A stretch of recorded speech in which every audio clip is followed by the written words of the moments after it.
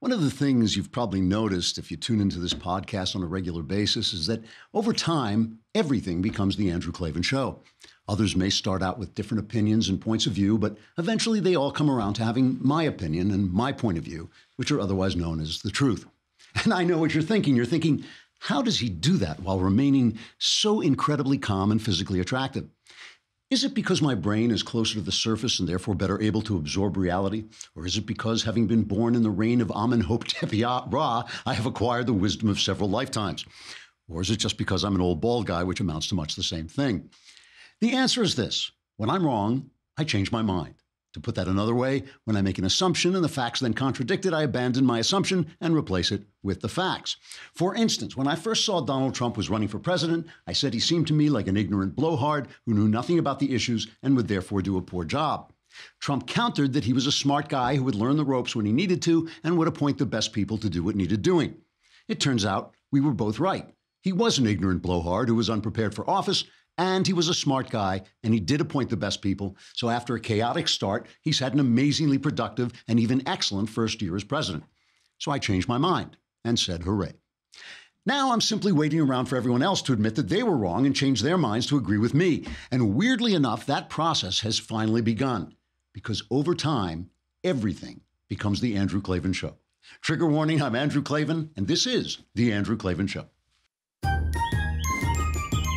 Hunky-dunky, life is tickety-boo.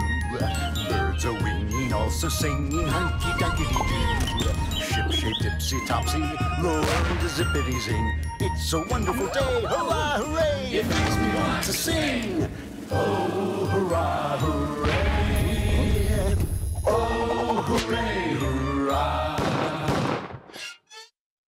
The mailbag is tomorrow and Mollie Hemingway is today. It's a perfect world. I mean, what else could you ask? That's like a perfect world. The mailbag tomorrow, Mollie Hemingway today. If I woke up every morning and could say that, it would be a great day. The mailbag, go on to thedailywire.com and subscribe for a lousy $10 a month, or subscribe for a lousy $100 for an entire year and get the Leftist Tears tumbler, which you will love.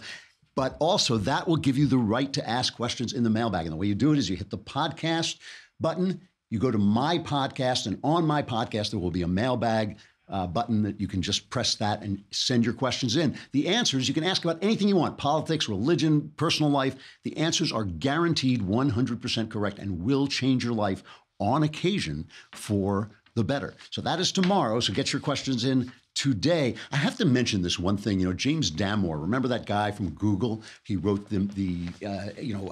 what would you call it? A manifesto, I guess, where he said, that it was unfair to have quotas for hiring women, and it's very possible that women have different desires and different strengths and maybe aren't as good at tech as men are, and so they fired him.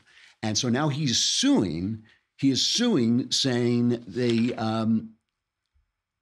with another guy, he says they are claiming that they were belittled and punished for their conservative political views, that they are belittled for being Caucasian, that Caucasian white men, essentially conservative white men, are ridiculed and ostracized, and they're not treated fairly.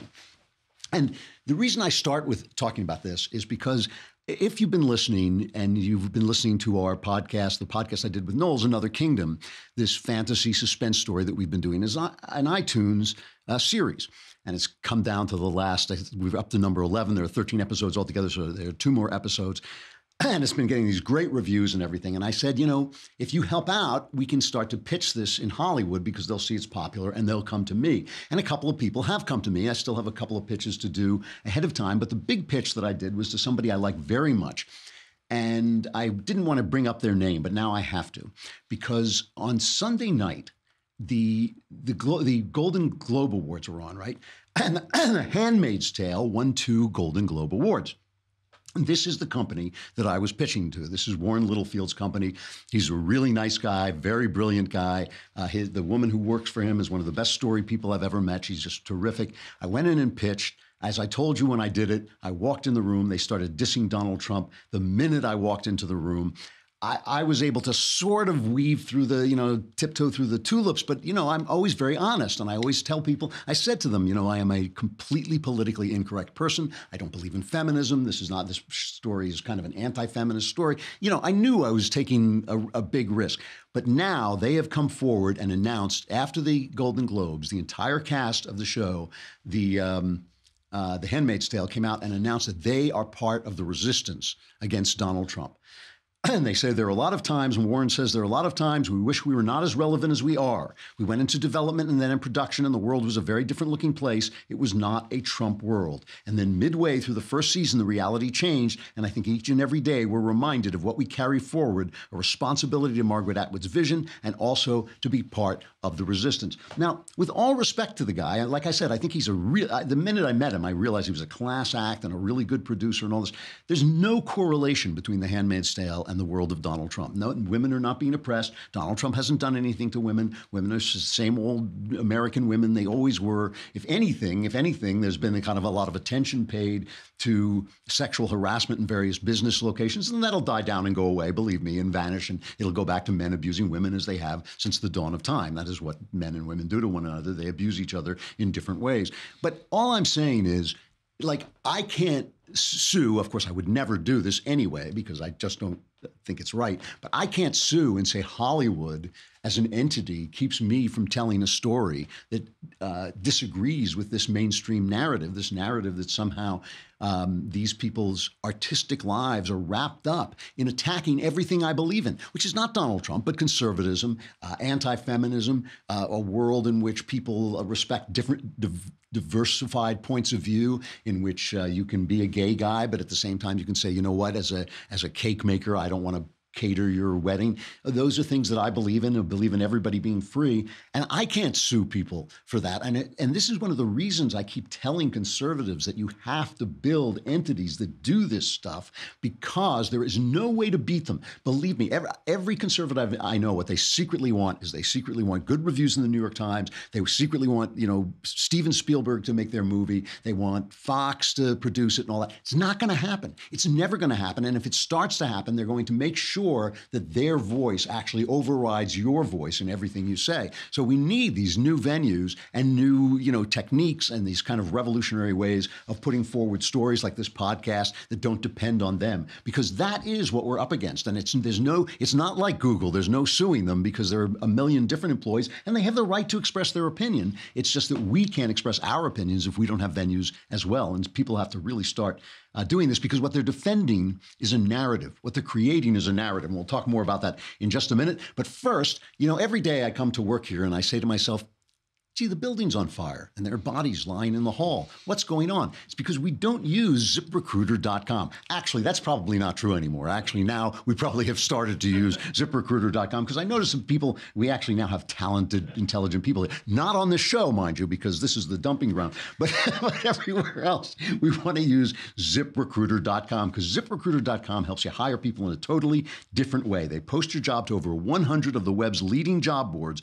with just one click. And then what makes it different is ZipRecruiter actively looks for the most qualified candidates and invites them to apply. So instead of you going out and finding the candidate, ZipRecruiter goes out and finds them for you, grabs them by the collar, drags them in, and says, here's a job for you, and everything works out.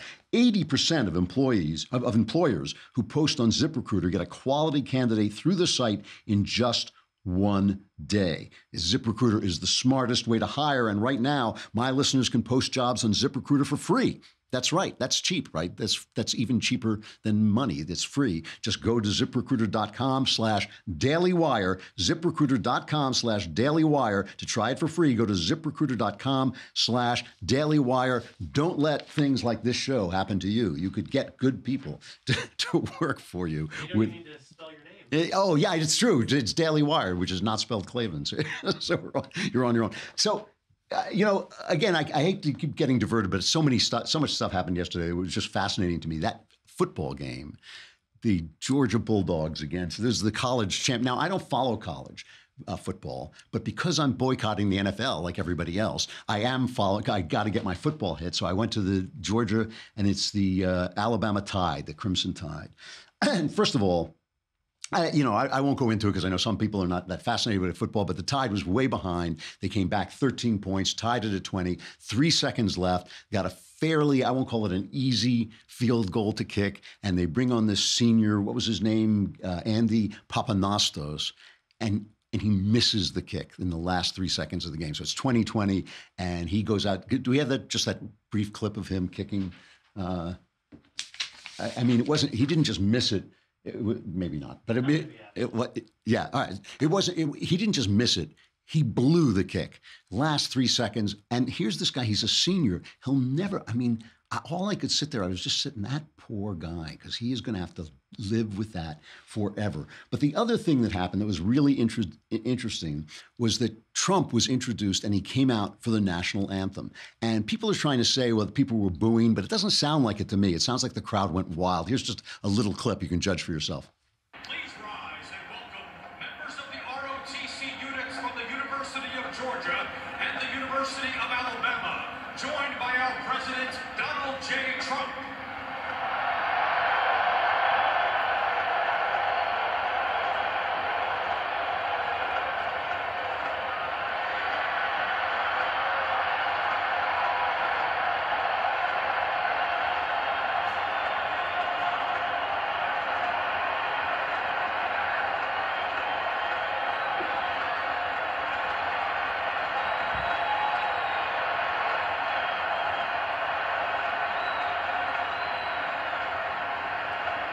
Okay, we kill it. Yeah. So that's there was some booing in there, but they're really cheering for him, and they're cheering for him because he's coming up for the national anthem. And of course, the NFL, which I've always loved. I love football. I love watching the NFL. I have a hard time following the college rankings. That's why I don't follow college football. So I've always followed the NFL. They are tanking, and they are now in a very exciting postseason, and nobody is watching. Their ratings are further down than ever. And I say that I'm boycotting them, but it's not quite true. I didn't make a decision and say, until they stand up for the flag, I'm going to boycott them. The heart went out of me. I don't want to watch a game. This is America's game, the NFL, baseball. These are American games. I don't want to watch a game where they diss the flag. I just don't want to do it. I cannot bring my heart to focus on the game when these guys. Look, I disagree with their protest, but that's not the problem. They have the right to the protest. They have the right to their opinion, but that's not the way you do it, because what they're asking for are American rights. So don't diss the American flag. What you're asking me to care, you're asking me to care about you as a fellow American. Don't diss the American flag. It's self-destructive. It's not helping your own cause. What kills me about this, though, is the NFL gets together and they're thinking, why are our ratings dropping? What is it? It must be injuries. It's injuries to our big players like Aaron Rodgers and all this stuff. And one guy says, a director of the University of Alabama sports communication program, I'd be stunned if any single factor contributed more than 2% to the ratings decline. And now a new survey finds that 33% of NL fans have boycotted the league because of the flag. I mean, the thing I'm trying to get to is we now live in a world of two realities, reality and the news.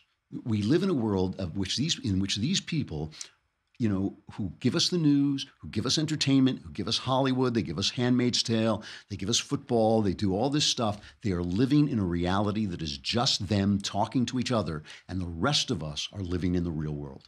The rest of us are living in the real world. These guys cannot believe that they are destroying their brand by letting these guys diss the flag. And again, it's not about their protest. They have the right to their opinions, their political opinions, just like you and me. That's not the point. The point is you don't diss the flag, because that represents all of us in all political stripes, of all political opinions. You don't diss the flag. I mean, it's so basic, and nobody wants to watch you make $1 million throwing a ball around if you're not going to respect the country that is supporting you. So it's like this crazy world we now live in, where we keep saying to people, XYZ, and they kept saying, nah, it's not that. It's like that joke, like I have a headache, would take the nail out of your forehead. Nah, it's not the nail in my forehead, it's something else. It is, it's the nail in your forehead. And one of the things, and we're going to talk to Mollie about this when she comes on, because she just wrote a really good column about it, is this idea that Donald Trump is insane, okay? Donald Trump is insane, and somehow the country just happens to be running without him. Now, the reason I say that everything in the end becomes the Andrew Klavan show is because David Brooks, one of the most purblind writers at the New York Times, a former newspaper, is finally catching on. A little light has gone on in the little mind of David Brooks. So let us take a trip to what I like to call the op-ed page of the New York Times, or as I like to call it, Knucklehead Row. Oh, hey, hey, oh, hey, ho, let's go waltzing down to Knucklehead Row. So all day long, all we heard was Donald Trump is nuts, and we need to start thinking about the 25th Amendment. We need to get rid of him, blah, blah, blah, blah. It's this nonsense. This is stuff that they talk about in the Beltway. Nobody else believes it. Nobody else is going to do anything about it. Not going to happen. It doesn't exist. It's not a real thing. It's just something that's only happening in the minds of these people, like the fact that 2% of their audience at the NFL is being lost. Is being lost, and it has nothing to do with the flag. That kind of craziness is just in the minds of these people. David Brooks, this little glimmer of light now breaks through at the New York Times. Here's what he says. Let me start with 3 inconvenient observations based on dozens of conversations around Washington over the past year. First, people who go into the White House to have a meeting with President Trump usually leave pleasantly surprised. They find that Trump is not a raving madman they expected from his tweet storms or the media coverage. They generally say that he's affable if repetitive. He runs a normal, good meeting and seems well-informed enough to get by. Second, people who work in the Trump administration have wildly divergent views about their boss. Some think he's a deranged child, as Michael Wolff reported in this new book, Fire and Fury, but some think he is merely a distraction they can work around. Some think he is strange, but not impossible. Some genuinely admire Trump. Many filter out his crazy stuff and pretend it doesn't exist. My impression is that the Trump administration is an unhappy place to work because there's a lot of infighting and often no direction from the top. But this is not an administration full of people itching to invoke the 25th Amendment. Third, the White House is getting more professional. Imagine if Trump didn't tweet. The craziness of the past weeks would be out of the way, and we'd see a White House that is briskly pursuing its goals. The shift in our Pakistan policy, the shift in our offshore drilling policy, the fruition of our ISIS policy, the nomination for judgeships, and the formation of policies on infrastructure, DACA, North Korea, and trade. So in other words, David Brooks is suddenly noticing that things are going rather well at the White House, and so maybe Trump is not out of his mind. Maybe he's not so crazy. The alternative theory that they're now putting forward, Ross Douthat, also at Knucklehead Row, put this forward. Also, Jonah Goldberg, one of my favorite writers, put this forward. The idea that essentially the White House is being run in spite of Donald Trump. In spite of Donald Trump, everybody's running around getting stuff done. And by the way, any place you work, people think they're getting stuff done in spite of the boss. That's true anyway. That's true here. It's true any place. Everybody always thinks, as long as we can keep the boss out of the way, we'll get this stuff done. It's definitely true on this show particularly. But this is like a typical thing that people think in any organization. But obviously, the smarter, a more Occam's razor, simpler explanation is that Donald Trump has this chaotic governing style that has served him well for 30 or 40 years. It has given him success, and he keeps doing this. It's a little chaotic. It's a little bit, putting people off against each other, but it's not any different than all these other presidents. Victor Davis Hanson writes about the fact that Lyndon Johnson used to walk around and expose himself to his staff. He used to talk to people while he was on the toilet and argue with them on the toilet. John Kennedy banged so many of his staffers that they would come in, they wouldn't be able to interrupt him with important national security news because he would be between 2 different women at the same time. I mean, the White House is always been a slightly chaotic place. We just used to hide it a little better, but Trump thrives on it, so he's doing it. So before we cut to Mollie, because she has a lot to say about this and we want to talk about it, I just want to show you, though, the craziness on both sides, because Brian Stelter, what do they call him? They call him something like Mr. Potato Head. They have some funny name for him because he's such a dope. He is now putting forward this craziness idea, and he's doing it like he's never mentioned it before. He's been talking about it for a year, and suddenly he's going to be brave. He is going to be brave and speak truth to power. He's going to come out with it. Here's Stelter making his case.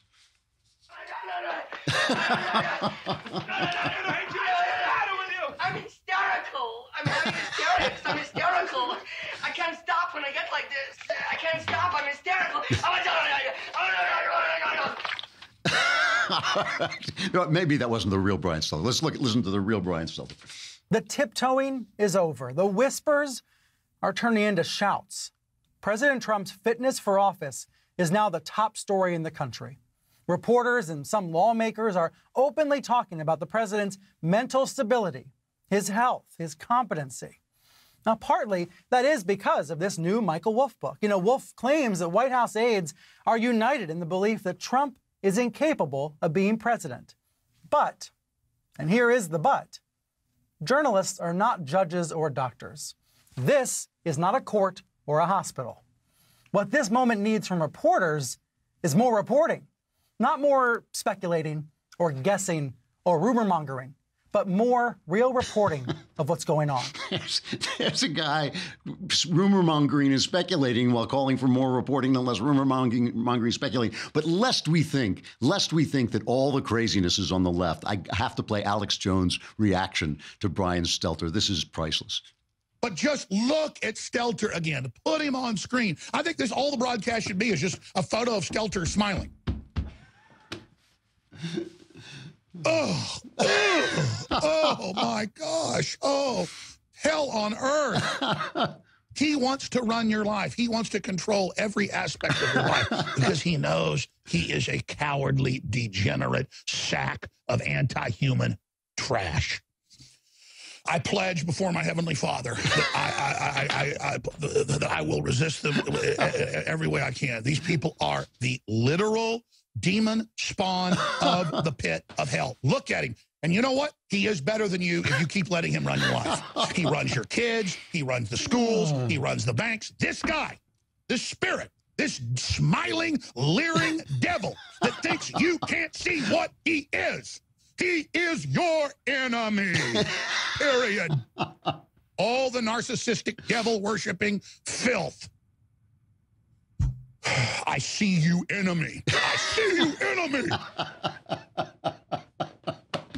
I love it. This show has become like a little, board of sanity floating in a mad world. I love it. I love it. All right.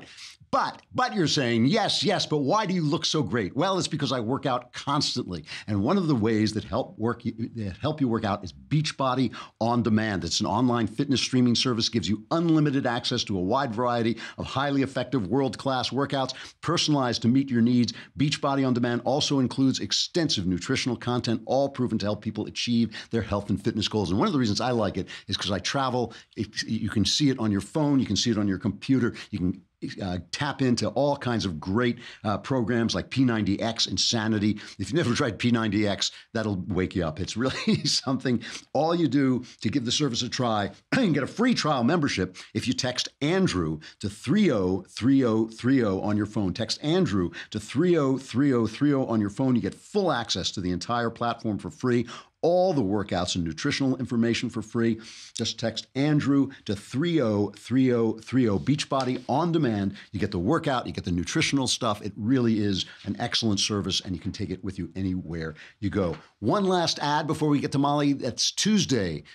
Is the conversation with me and Alicia. You can ask any question you want. That is next Tuesday, right? At 5 p.m. Eastern, 2 p.m. Pacific. We got to say goodbye to Facebook and YouTube, but come on over to thedailywire.com and you can listen to the rest of the show or subscribe and watch the whole thing right there.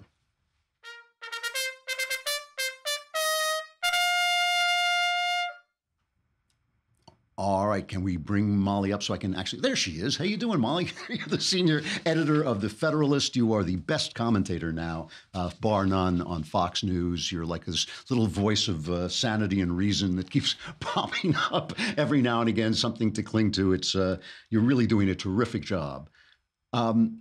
I have been talking about these, what now seem to me to be two realities. There seem to be the reality of an administration that has had a tremendously successful first year, in spite of all the things I said about them, all the things everybody said about them. They really have achieved a lot. You know, the defeat of ISIS, the appointment of great judges, the tax cut, and all this. And now you have an alternative reality of people talking about the fact that this guy is insane. You wrote a column today calling this essentially a coup attempt. Can you explain that?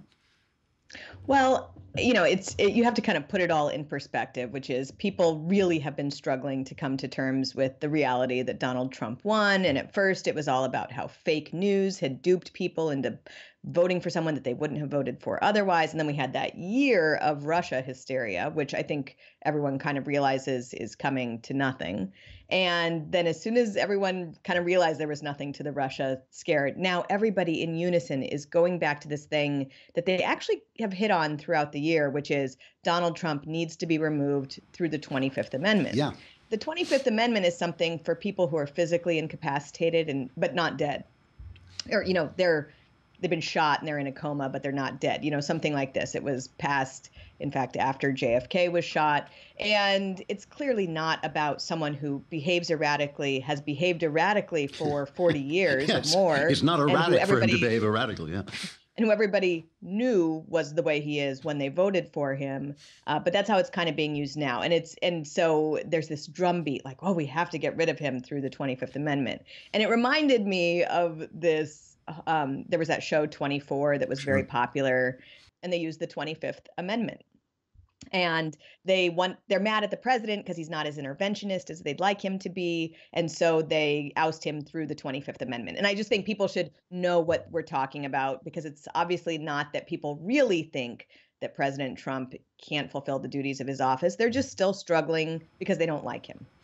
There strikes me, though, as something, and I don't want to sound like Alex Jones. I mean, I was playing him before, and he's out of his mind at the media. But there does something strike me as something, I hate to use this word, but unpatriotic about this continually browbeating the president of the United States, who was duly elected. He is doing his job. There's nothing, the country's not falling apart. Nobody's being dragged out of his home for doing videos no reporters are having their phones tapped or anything like that. There's something wrong with going on every day as a newsman, as a theoretical journalist, and just attacking the guy constantly. Or am I overstating it? I don't know. I mean, first off, I do think it's kind of funny that the conspiracy theorist in chief is now subjected to all these conspiracies. Like, fair enough. That's fair enough. Who went around for years claiming that he had evidence that Barack Obama wasn't born in the country. That's ludicrous, and it was wrong of him to do it. So it's kind of funny. On the other hand, if you don't like that he was doing stuff like that, you shouldn't be doing it yourself. And that's what so many people in the media are doing.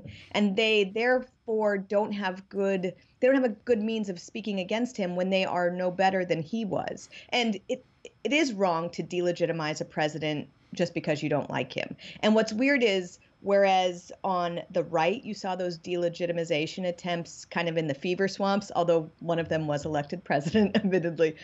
It's just so weird to see it among all these major media and establishment people who are just no better than he was and engaging in wild conspiracy theories.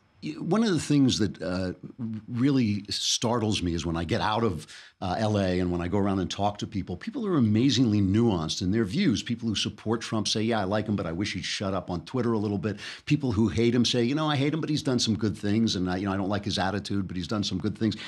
That voice virtually doesn't exist, except for you. That voice virtually doesn't exist in the media.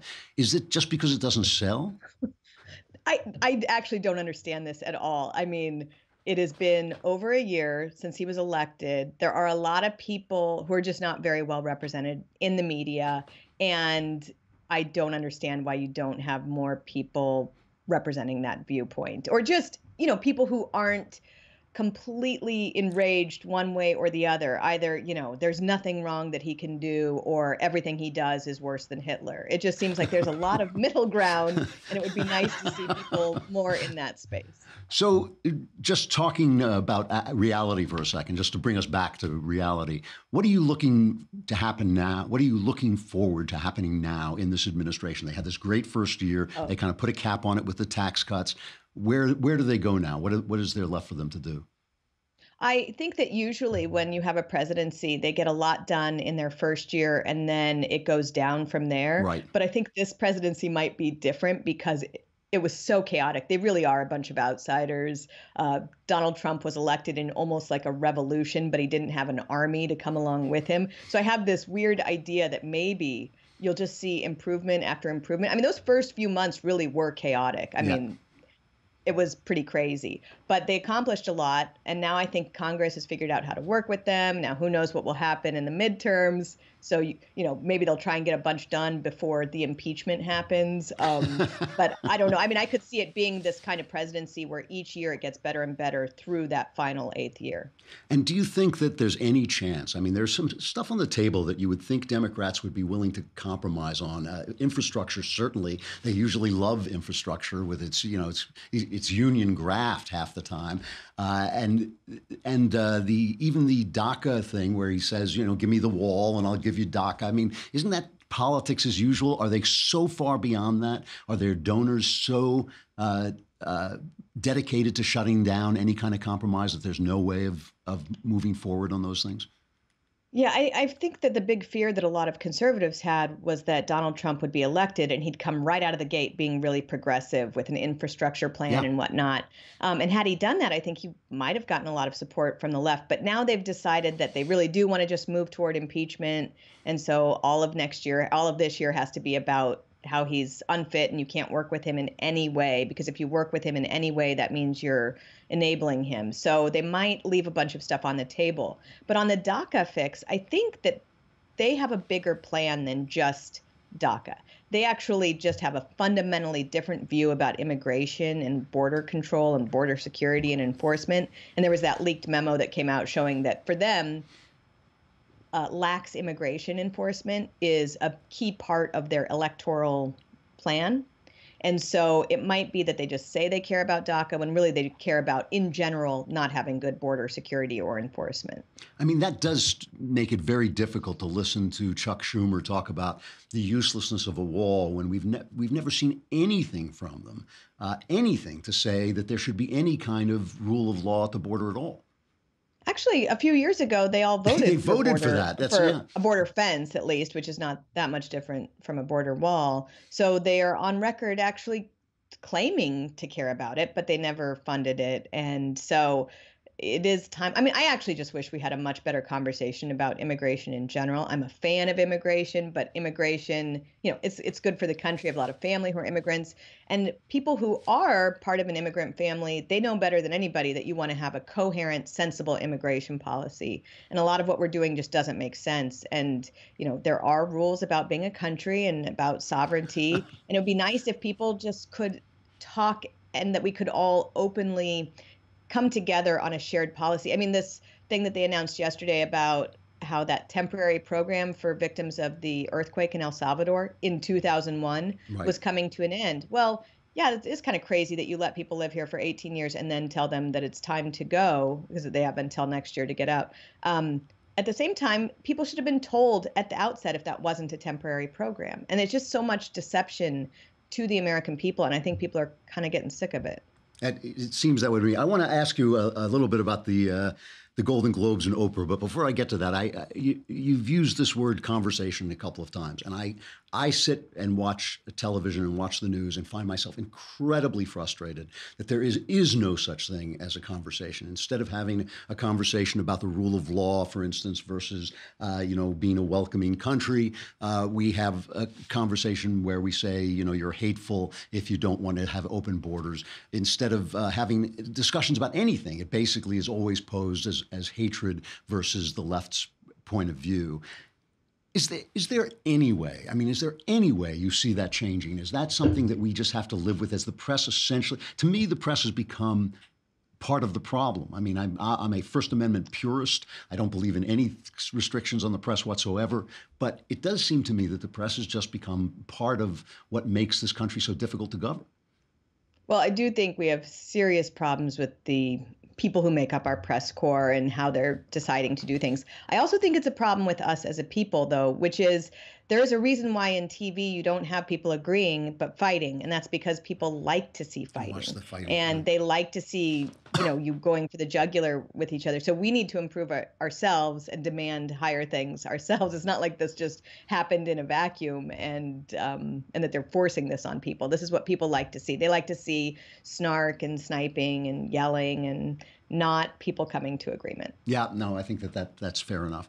I have to. I saw part of the Golden Globes, and I can barely tolerate watching the people who basically were silent for 30 years while Harvey Weinstein, preyed on people, coming out and having this kind of self-righteous attitude that now, by golly, we're speaking out now that we've gotten our Oscars and we've gotten our $1 million paychecks. It's now we're going to blame essentially Donald Trump and America. When you see this movement, I mean, is this something that is just passing through? Is this a witch hunt that's passing through, or is there actually something in the air that is changing in America's attitudes about this? I don't know. I mean, I think it's funny that it started and everybody was it's not funny, but it's interesting that it started. Everybody was really excited about it. And then it turned out that because so many powerful people are liberals, and it's not because liberals are worse by human nature. We all have the same human nature, Sure. But liberals dominate the media and Hollywood and all these exciting places where powerful people were coming down. And then all of a sudden, everybody kind of backed off. And I think the Golden Globes was actually a great example of that. They were pretending that they were all concerned about it, and they all wore black, which was stunningly brave for the color that they wear all the time. But then they put Oprah Winfrey up, and she gives this speech as if she wasn't someone who was, totally involved in this the whole time. I mean, she was kissing him on the cheek and introducing him to his prey and all this, and it's so fake. I know that Hollywood is, by definition, a bunch of actors, but it's just hard to take them seriously in this milieu. I wonder, too, I've just noticed this disconnect between the audience and the people producing the entertainment.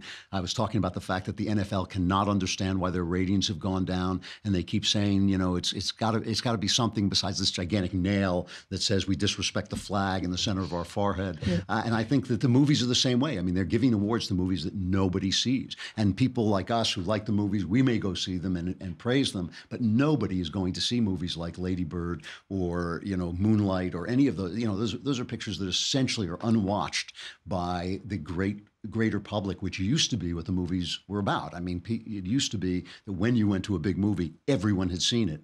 Now it's only the people in LA and New York who watch these films at all that they win the awards. So they've kind of lost touch with us completely. Right. And I think, they're seeing that in their revenues and that they are struggling to make the same type of money that they were. On the other hand, you have all this golden age of television stuff and people are, just technology changes and whatnot. But I used to be one of those people that was proud to watch award shows. I liked watching them. I had fun. I love fashion and I love seeing things like it was fun. And you couldn't have paid me to watch the other night. And I'm not one of these, I don't like Hollywood people. I mean, I have friends who work there and I have always loved it, but I just don't feel like getting lectured to without enough reason to overcome the lecturing. And there was not enough reason to overcome. It always reminds me of that last scene of The Madness of King George, where he says, smile and wave at the people. That's what we're here for. I think they should do the same. Mollie Hemingway, the senior editor at The Federalist, commentator on Fox News. You continue to do a great job, Mollie. I appreciate your coming by. I hope you just come by again. Thank you. Bye-bye. It's frustrating. The committee it's funny I should say this. It's frustrating when I talk to Mollie or when I listen to her on the air. She's so commonsensical. You kind of think like, why can't everybody talk like that? I mean, even on the other side, it would be fine if she had more left-wing views and she would speak sensibly about, her excellent point about there being an irony of Donald Trump getting caught up in conspiracy theories. That's the kind of thing you never hear Trump supporters say, but it is a perfectly valid point and really interesting. Here's a story just talking about this dual reality, the reality of these people's imagination, the reality of reality. The Committee to Protect Journalists named President Trump as the winner of its overall achievement in undermining global press freedom award in its Press Oppressors Awards Monday. And this is very simply because Donald Trump has done absolutely nothing to curtail the freedom of the press. I mean, there are countries on this planet where if you say the wrong thing, there's a knock on your door and nobody ever sees you again. Mr. Trump, Trump does attack the press, and sometimes he's a little excessive about it. But we haven't seen him, for instance, seeking warrants to eavesdrop on journalists, which Obama did, so he could find out their sources. Obama's Justice Department did that to James Rosen and at Fox News. We don't see like video makers being carted off in the middle of the night.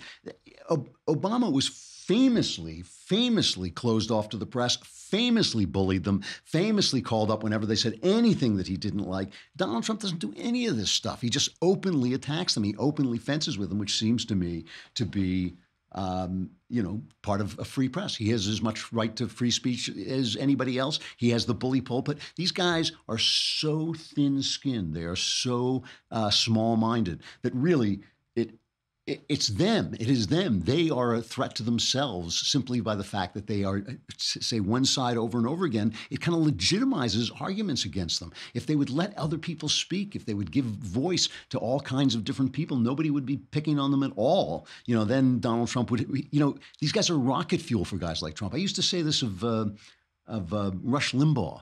If the press were fair, there wouldn't be a Rush Limbaugh. That stuff is rocket fuel to guys like that. I love Rush. I think he's one of the great broadcasters of all time. But I mean, he lives in the lies. He lives on the lies of the mainstream media. All right, let us do some sexual follies.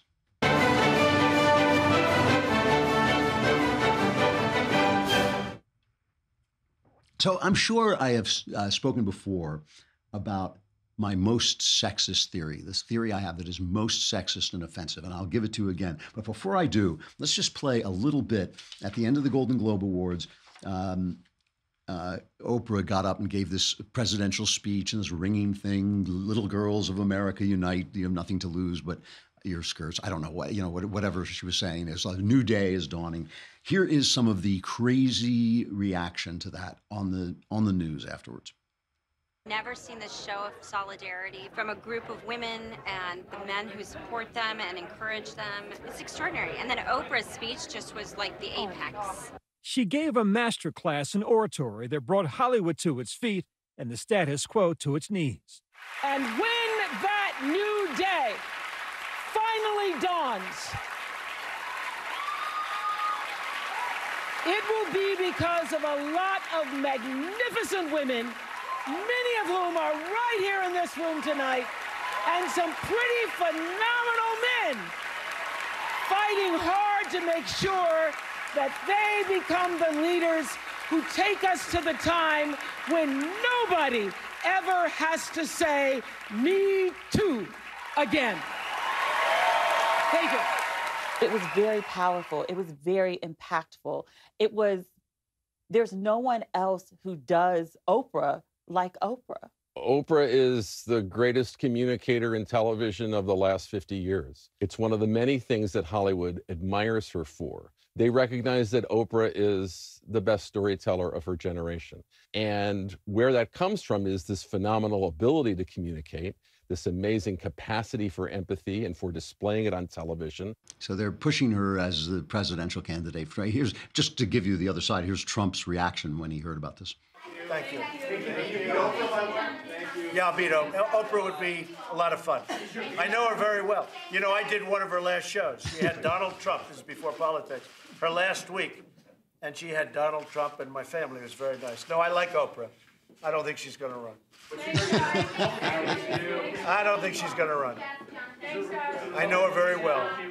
I don't think she's going to run either, by the way. And one of the reasons is because Donald Trump is a street fighter and a mudslinger, and Oprah's whole persona is being a saint. And the minute since nobody's a saint, the minute any truth comes out about her, it's going to bring her down to earth very hard. I don't think she's going to do it either. Here's my evil sexist theory. Okay, my evil sexist theory is this: when a industry that is run by men and ruled by men starts to be taken over by women, it is because the industry is over.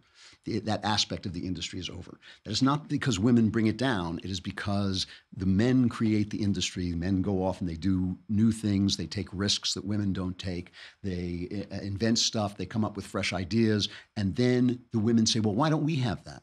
But by the time you say, why don't we have that, the industry is over. So if you notice that, like, there were no female anchor women until anchor men became obsolete. Who cares what an anchor man says now, right? That used to be a big position. When back in the day of Walter Cronkite, that was a big authoritative position. By the time women came in and started to be women, anchor women, nobody cared what they say. So now they're saying they're going to be women directors. They're going to be women directors in the movies. And have you noticed Movies are irrelevant. Movies are irrelevant. It's really very simple. If you're listening, and obviously when I make these generalizations, they're generalizations. They're exceptions to the rule. That doesn't change the generalization being true. If you're listening to two 12-year-olds and one of them says, you know what I'm going to do? I'm going to undo all these cardboard boxes. I'm going to build a ramp, and then I'm going to skateboard down this ramp and take off and fly to the moon. Are you listening to a girl or a boy? You're listening to a boy, because only a boy is stupid enough to do something that obviously is going to break every bone in his body, right? But that is the way that you invent industries. That's the way you invent video games. That's the way you invent movies. That's the way you invent TV. So that's the way you invent Silicon Valley. So by the time women come along and start to say, you know, we want a part of this, demanding a part of it, not just building stuff, not just making stuff, but demanding a part of it, they're being given something politically. They're being given something. They're not earning it. They're not taking it away. And that means that industry is so big and has become so irrelevant, essentially, to the actual product that it makes has become irrelevant. It can afford to give stuff away. It can afford to say, okay, you can have a job too. You can have a job too. So when you're watching the movies and you start to hear about the new female directors, just also pay attention to the box office, because nobody goes to see these movies anymore. The only movies they go to see are superhero movies. Those are the only tentpole movies make money at this point. The movie industry is over. Television streaming is everything. Soon, even that will be over, and it will be individual guys making stuff on YouTube and putting stuff out on apps and things like that. It's going to be a much more democratized process. There will be new technologies. Those will be invented by, governed by men. And when you hear women say we deserve a place at the table, it'll be because those industries are over. Most sexist theory I have, and should get me any place else that would get me taken off the air. Thank God I'm at the Daily Wire, where we are just evil.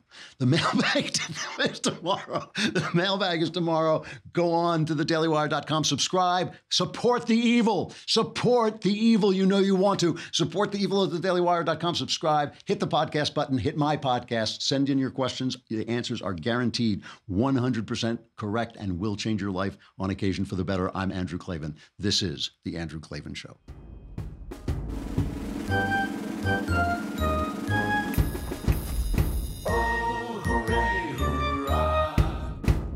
The Andrew Klavan Show is produced by Robert Sterling, executive producer Jeremy Boring, senior producer Jonathan Hay. Our supervising producer is Mathis Glover. Technical producer Austin Stevens. Edited by Alex Zingaro. Audio is mixed by Mike Cormina. Hair and makeup is by Jesua Alvera. And our animations are by Cynthia Angulo and Jacob Jackson. The Andrew Klavan Show is a Daily Wire Forward Publishing production. Copyright Forward Publishing 2017.